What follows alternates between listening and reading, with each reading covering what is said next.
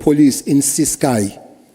And the prosecutor there was Noche, who used to be the Minister of Police in Ciskei. So Cele and Noche were coming from Ciskei and they were prosecuting me.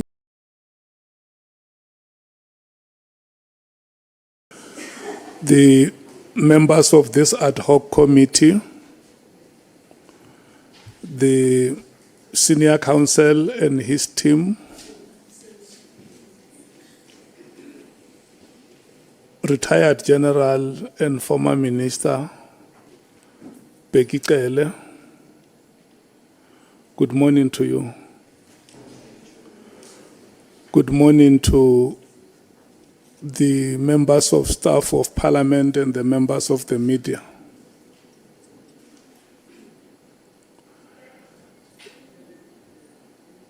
We want to take this opportunity and welcome all of you, and also welcome you, retired General. And I must also bring it to your attention up front that there are members of this committee, in the days that you were not here, they have demonstrated that they are unable to pronounce your surname. So I just want to apologize up front. When you hear one or two of our members saying Cele, you must know Cele is you. So I felt it appropriate that I must register the apology to you before you hear it. I'm going to hand over to the senior counsel.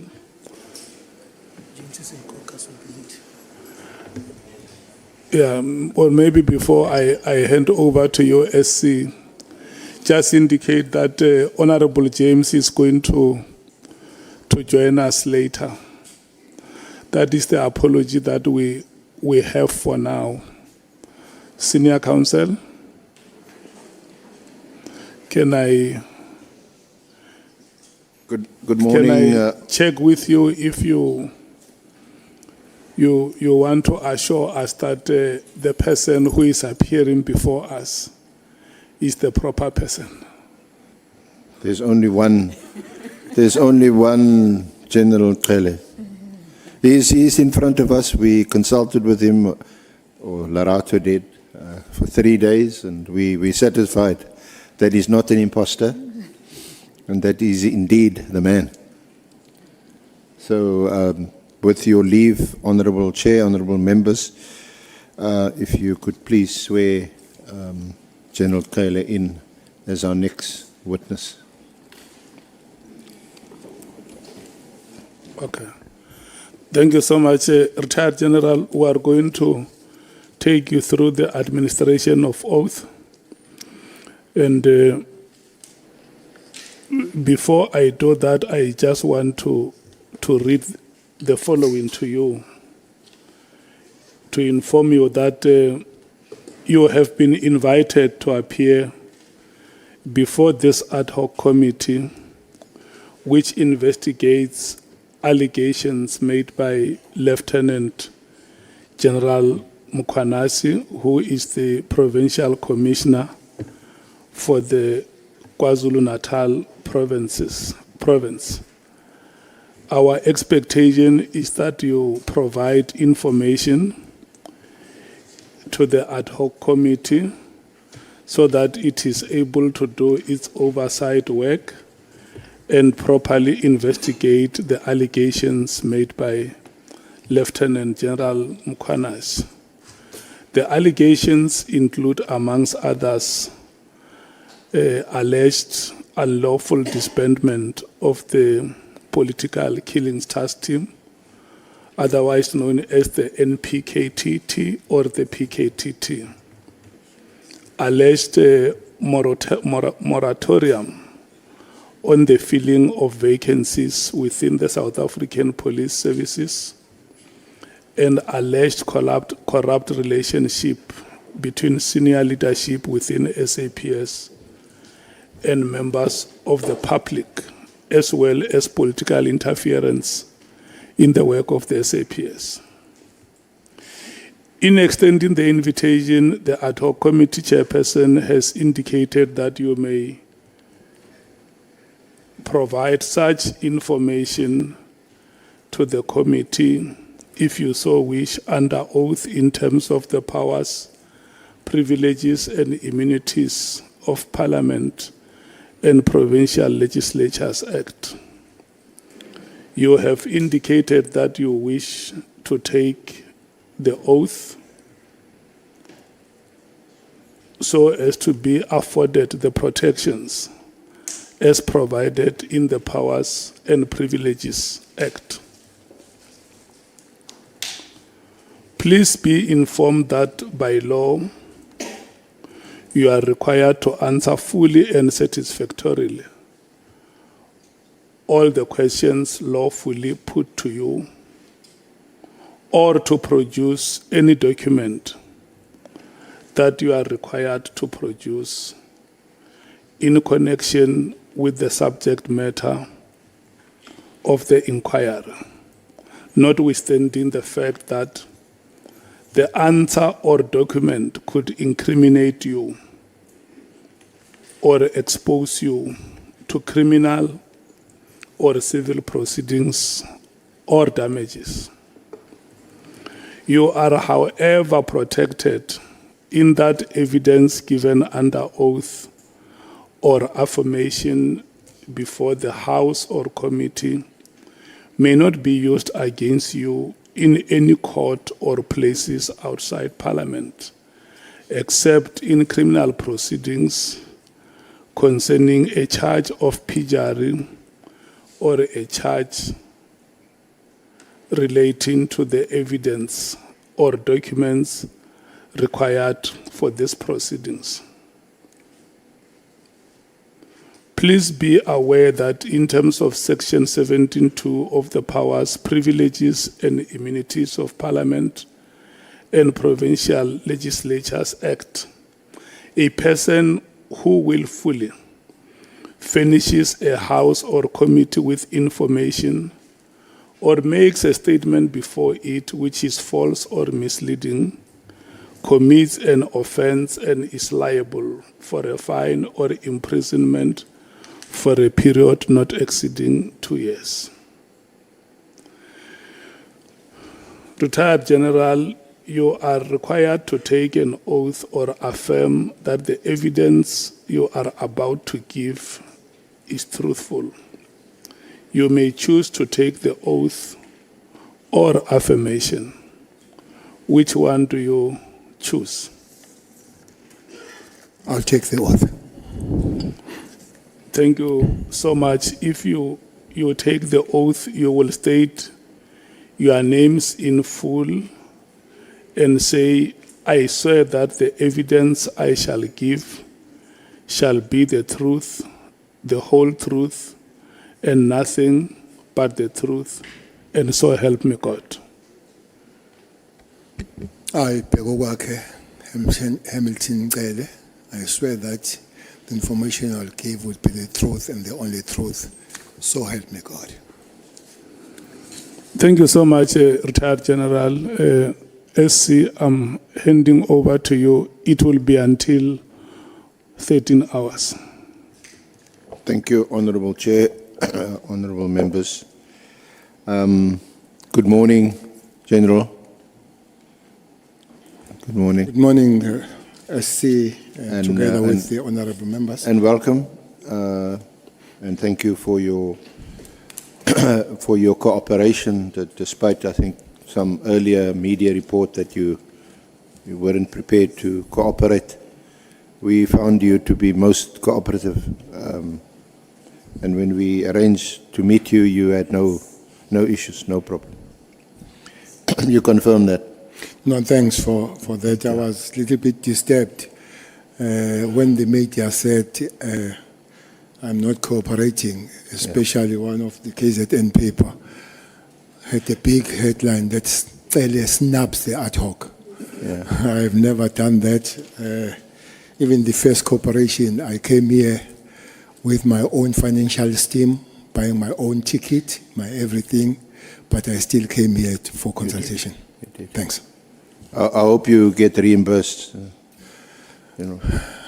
Maybe the chair will see to that. Yeah, I'll be glad because flights coming down here from Durban are not very cheap. And just in terms of your designation, if we can just get that out of the way. I asked you earlier, we always ask you, do you prefer to be called General Cele, former Minister Cele? Because the designation General, that designation was conferred on you much earlier when you were the National Commissioner, and that was under a previous administration. You didn't give it to yourself. No, I didn't give it to myself.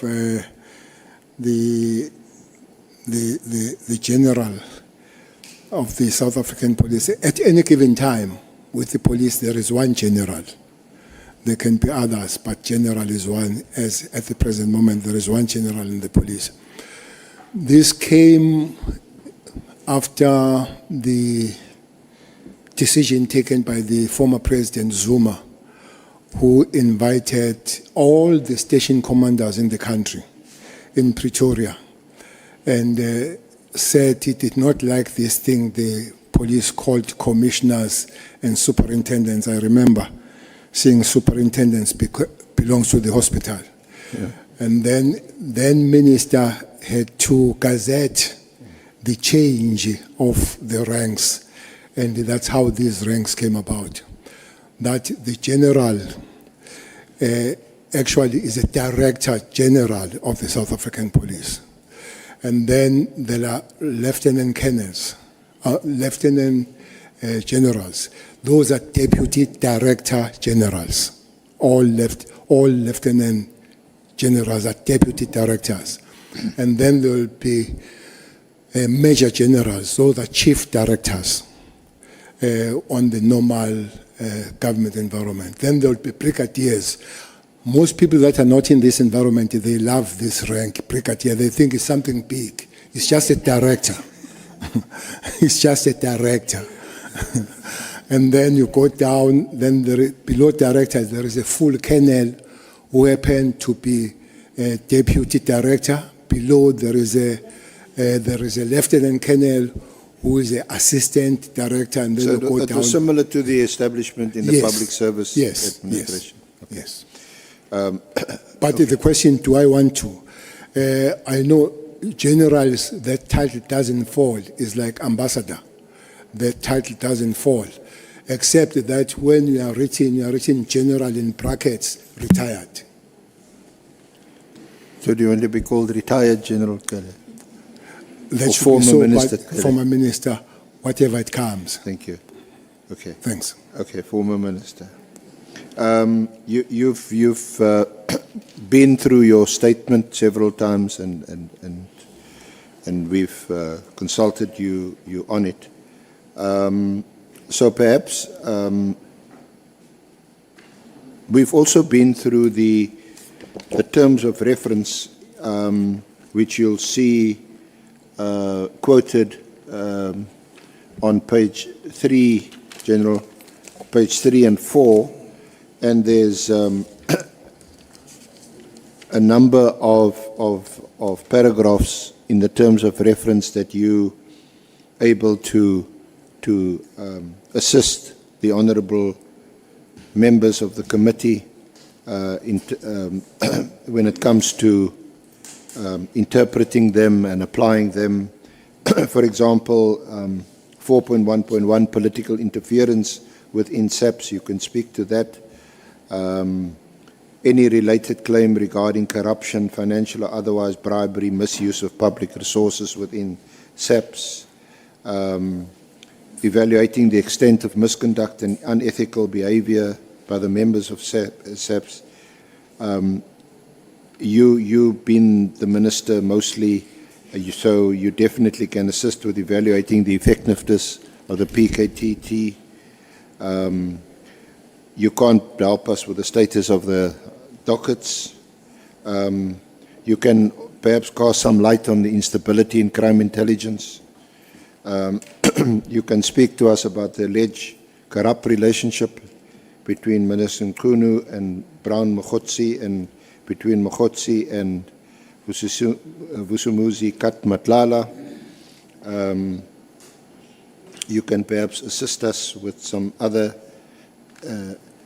aspects, leadership failures, and your own personal experience being in leadership positions in the police, both as a national commissioner and as a minister. Perhaps you can comment on the procurement process within SAPS and how that could be strengthened, because we know there's a lot of corruption in the procurement process. You can talk to us about the alleged existence of organized crime syndicate.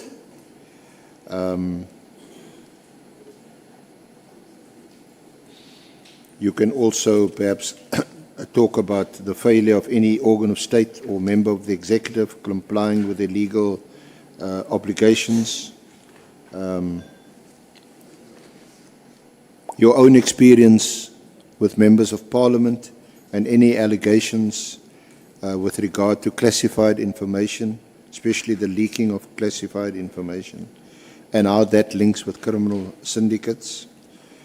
You could perhaps assist us commenting on how public trust can be restored in the police, given your experience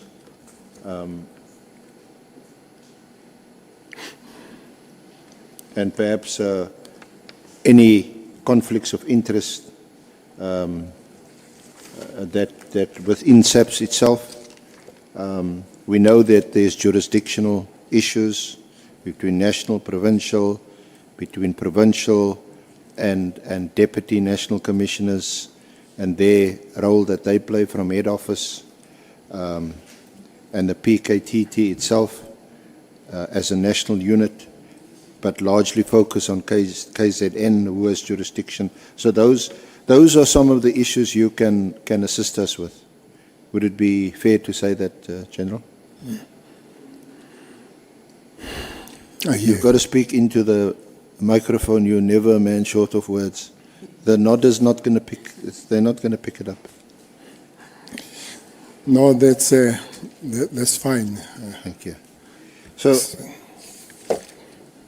you served as our Minister of Police from February 2018 until June 2024.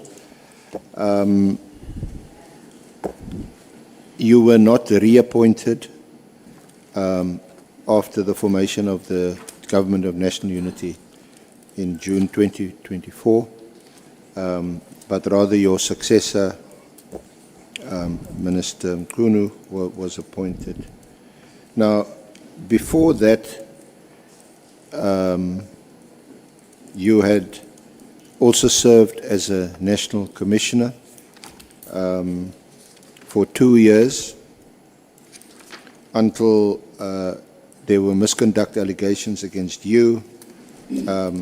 You were suspended in October 2011 and then removed in June 2012.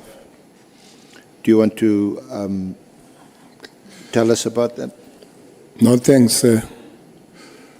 Thanks on If you do need some assistance, it's in your statement. But I'm sure you can, I'll look at the from assistance, memory, yeah. But I also deal with the assistance that I know. Thanks. Thanks, honorable members and all that are present. I think all my life has been on security matters. After elections in '94, I was a member of the legislation KZN, and I was a first chair of the Safety and Security Portfolio Committee in that province. And I held other positions as chair of chairs and all that, but the main one was that I was a chair of the Safety and Security Portfolio Committee. That was a province which was very violent and a lot of turbulence even after elections. I'm sure the members that come from that province will remember that. When the violence, otherwise mainly political violence, subsided nationally, in KZN did not. There were still some killings. The major killing was on the 25th December 1995. Remember, we've gone for election in 94.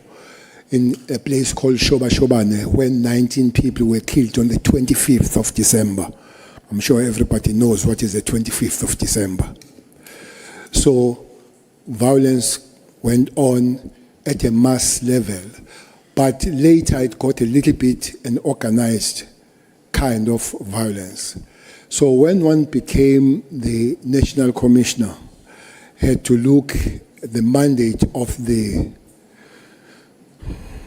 Constitution, what you're supposed to do is to try and keep South Africans safe and do things in a way that they're supposed to put South Africans first and put them safe and all that. So I was approached to be a National Commissioner of the South African Police. I must say, I did not agree initially. I did not like it. I was comfortable because I was an MSc in KZN by that time.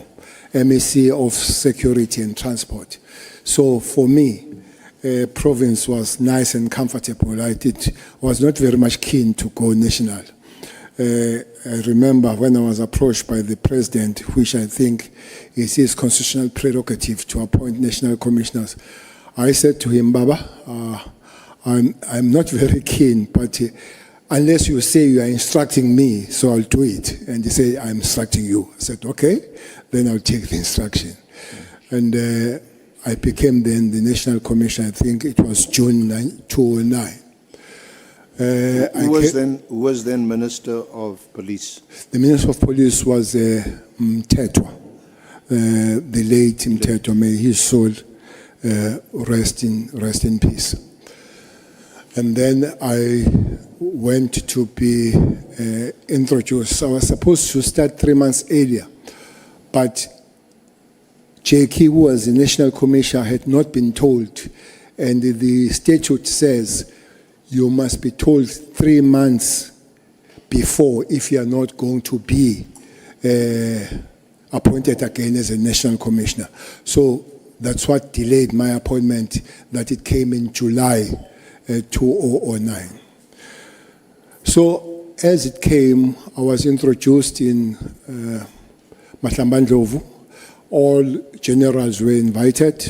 You could see that there was some shock in some other generals that who is this outcomer who comes here when they're on general. But one adapted quite quick, and the working relationship with all the generals was very cordial, with except a few. Fortunately, we had a target, we had a focus to work towards. That was World Cup 2010. So we had a very little time to do other things, but we had to make sure that 2010 is safe. One worked with everybody that found there, especially in the headquarters where Masimula would be part of them. General Brace was there, General Libya was there, General Cruiser was there, and General Mafume was there. I guess she's Shivambu now. Were there. So General Hlela from Eastern Cape. These generals you find there, they were from different disciplines of policing. They were from Bantustans and from the original SAPF, South African Police Force. They've been put together mostly by Bheki Cele, and that's why you've got 2 days to celebrate in the South African Police. It's the first Sunday of September, where you remember all the fallen heroes, especially those that have fallen in the line of duty. And then you have the 27th of January, where you celebrate the finding of the South African Police Service from the force. So you could see that there were still tendencies of where people come from and all that, but we had a project to work on, which made life much easier. Working towards 2010. Was then Brigadier Mkhwanazi, was he also part of your team? Brigadier Mkhwanazi was quite a junior at the time, as you say, Brigadier. But for some reason, I found myself working quite close with him. In 2010, when I think the World Cup was supposed to start on the 9th of June, if I'm not mistaken. When I was in PE, launching the TROT, known as Amabaret, I was phoned by the president of SAFA, Danny Jordan, to say that there is a crisis coming on. And then can I see you with immediate effect? So I know that we'll be discussing immediate a long time. Yes, and did you meet him immediately or some months afterwards? So he said, can I see you immediately? So I saw him that day, that immediately, or that day when I saw him. I flew from PE straight to OR. I find him seated there with Valk. I forget his first name. Valk was the Secretary General of FIFA. Jerome Valk. There was a problem. This was around March now. There was a problem that the World Cup is being taken away from South Africa. There was a big clash between Valk and FIFA President Blatter to say, you said the cup must go to South Africa, and there is a lot of crime in South Africa. There were 2 countries that they said they were ready to host. That was Australia and Germany. Remember, Germany had hosted it previously. So we spoke with President to say, how can we save the World Cup?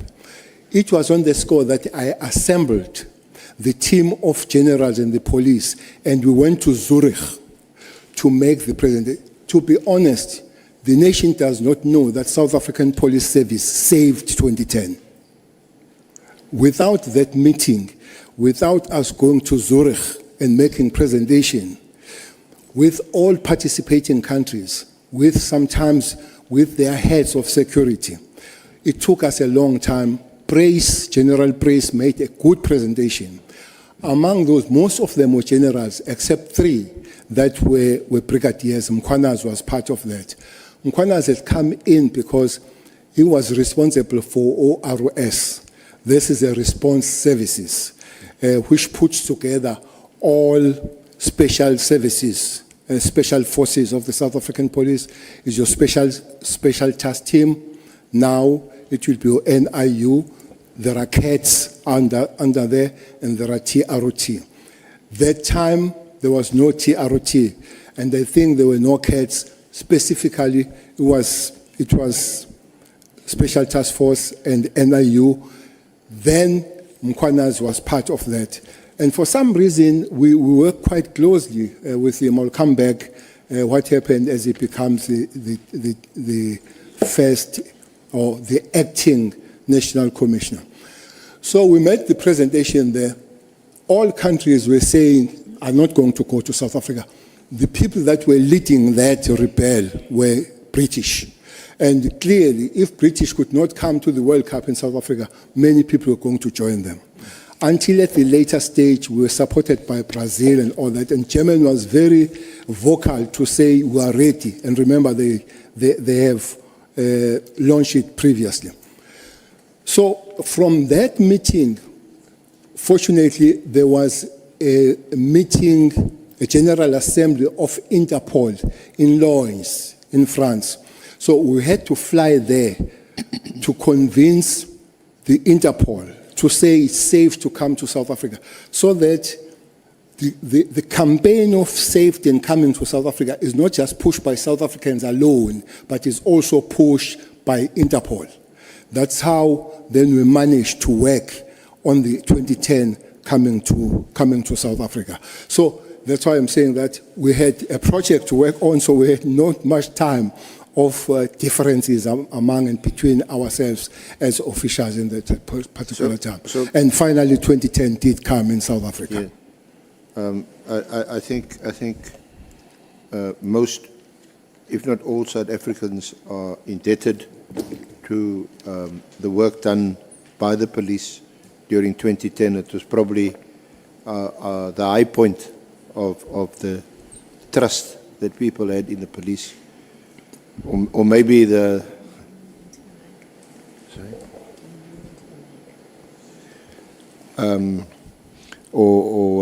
So that there was a high level of trust, or maybe the crooks and the robbers just took a break in 2010, watching football. But seriously, it was a high point in this country. But for you, the honeymoon was over in October 2011, when you were charged with some misconduct. Just tell us briefly about that, and also then your removal. Yes, it is true. I think we continue to work very well as a South African police. Quite several benchmarks. For instance, we managed to establish what is known as SAPSET, South African Police Service Education Trust, was established at that time under that management. It's quite big today. I know that its job was to help the young orphans produced by the death of the officers that dying on the line of duty. So those were things to do. One other thing was the well-being and welfare of the police. We wanted to see them fit. They behave better. So we also negotiated. South African police, even today, they've got a special reduction of about 20 to 30% with Virgin Active in the country.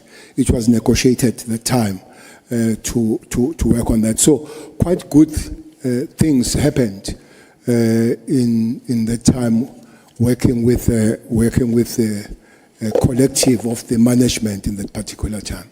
Yeah. One report we received was the fact that the Waghuis is a headquarters of the South African police in Pretoria, was condemned as a building dangerous. For instance, if you go there on the rainy days down, there is just the Mississippi River water, the stagnant there, and all that kind of stuff, and the lifts are not working, and but every office is overpopulated with paper, so it was condemned. We had to get the new premises. So it is on that score that I signed the need. What happens? The director generals of different departments, they sign their needs when it comes to the acquiring the property, and they hand over that to Public Works. So that's what happened. So Public Works had to negotiate further how we get the building.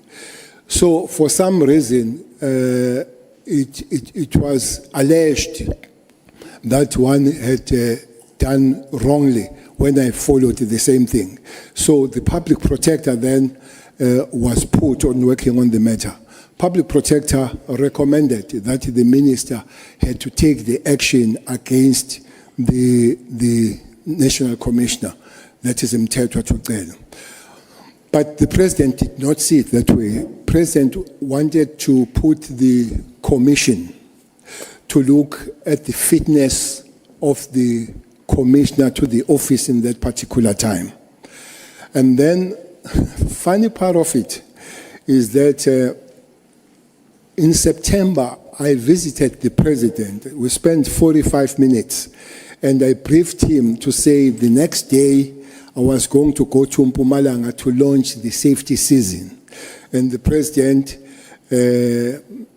we spent 45 minutes, and then he said goodbye to me. He said it in Sizulu, "Tuhambe kahle mfana kithi." So I didn't know that I was going forever. But and then I left. He said he was busy meeting some people. What I didn't know is that those people who I was busy with, they were discussing my suspension. Yeah. And then, as I was at work in Mpumalanga, I remember we arrested somebody with a big bag of dagga. The journalist came to me and asked me, "What do you want here? Because you are suspended." I said, "No, I'm not suspended." They said, "No, you are suspended." I checked with the staff. If they check, I was told that at 2:15, the president has in live TV read my suspension on TV. So I was supposed to go there with Mkhwanazi to that operation, but I don't know what time. In the morning, I was told that Mkhwanazi was not going to come because he has been phoned the previous night. He is now the acting national commissioner. No, he was phoned the previous night that he must not go, he must go and see the minister. So the rest is that then he was to be made the acting national commissioner, which means minister and the president, they know that they are going to suspend me, but they allowed me to go and be suspended on the field. And as I was busy working. So as I came back, I was then suspended national commissioner. But the announcement was made as part of suspension that Judge Mohoro would lead the commission,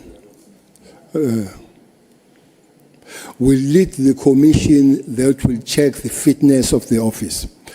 And then one had to sit and wait for that time to come. But at a later stage, it was changed from Mohoro, and it was made Moloi from Free State. And I was told that the minister phoned the president and told him that the minister was too close to Judge Mohoro because she was working as one of the trustees of the Education Trust, which was chaired by Smangaliso Mkajwa.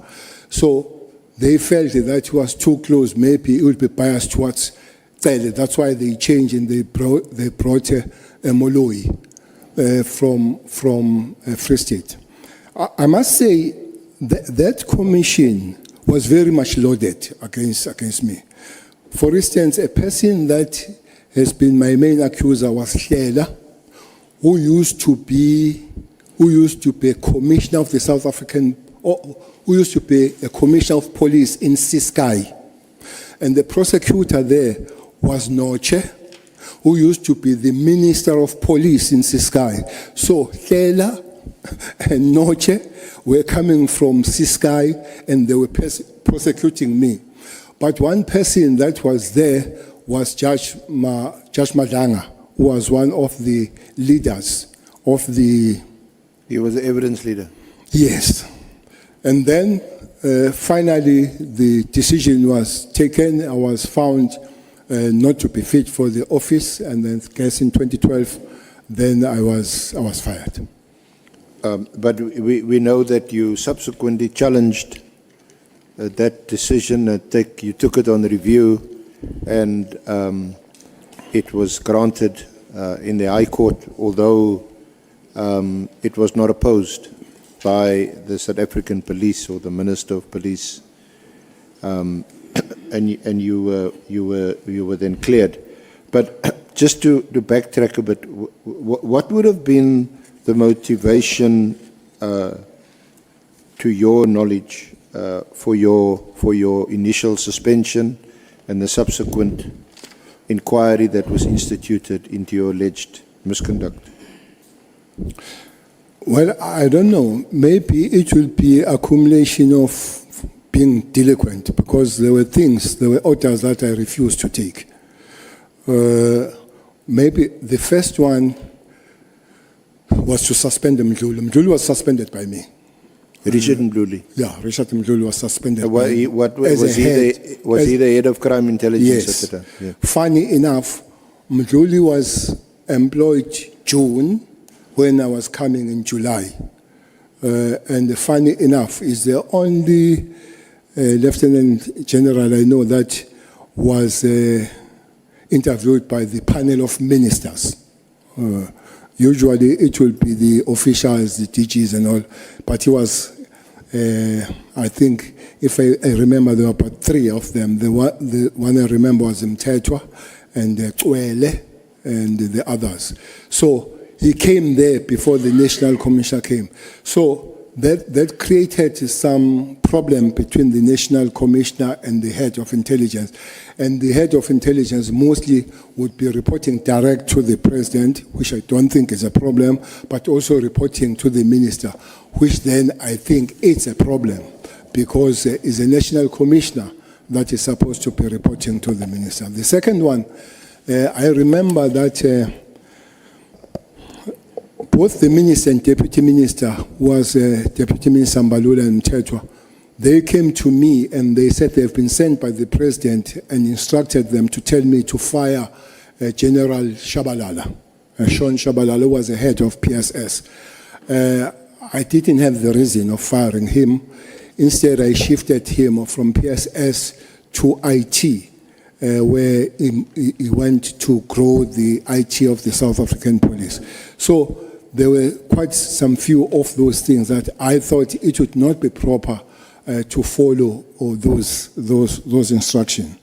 I remember that one brigadier, Tau, he was fired when he was in Algiers en route to France in preparation of the trip of the president, and I refused that he must be fired on that way without following.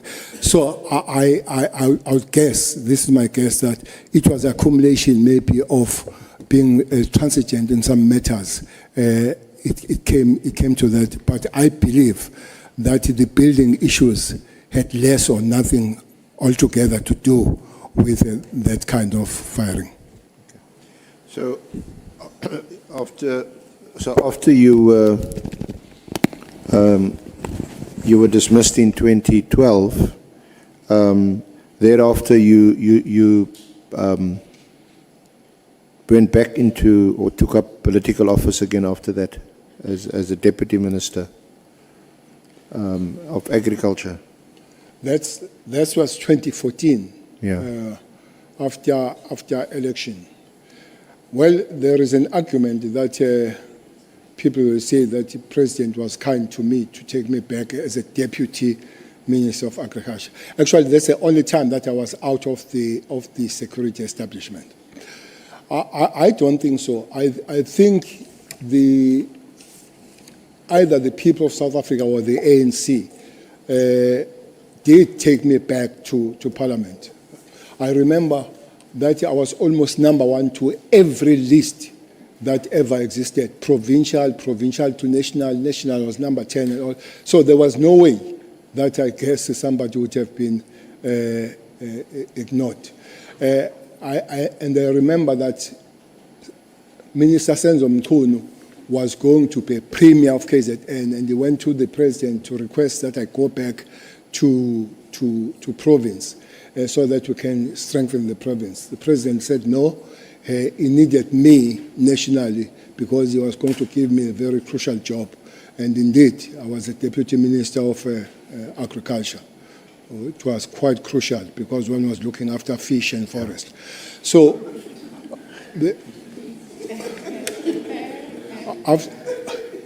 after that, then there were elections, or there was a conference of the ANC which changed the guard, and Ramaphosa became the president.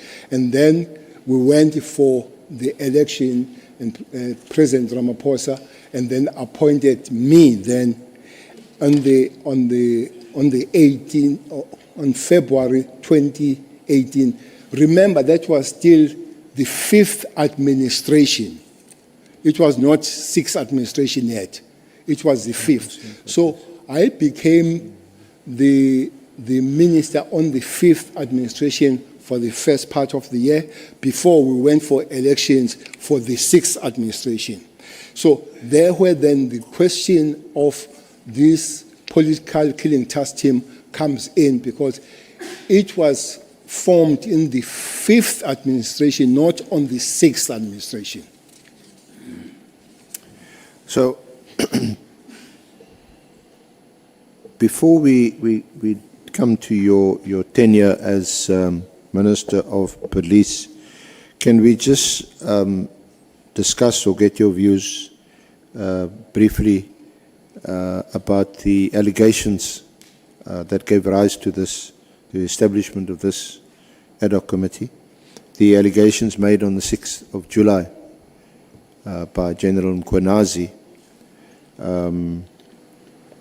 when he raised a number of what was clearly very serious issues within the South African Police Service. And given that you had spent a considerable time in the service, both as a National Commissioner and as a Minister, it would be of interest to us to hear how your response was at the time, if any. What did you think? Can you just discuss that briefly?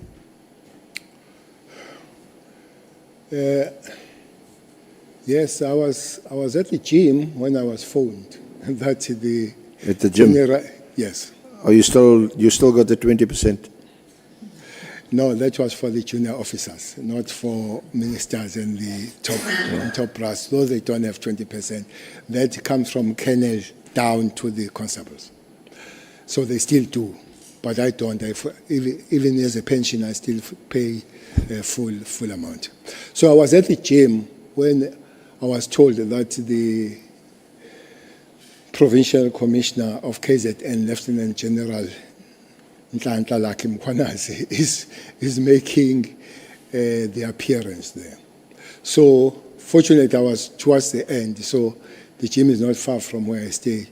So indeed, I found him on the screen. But I could see that he was in a full gear, a full gear of special task force with some members of task force and the members of NUU, and almost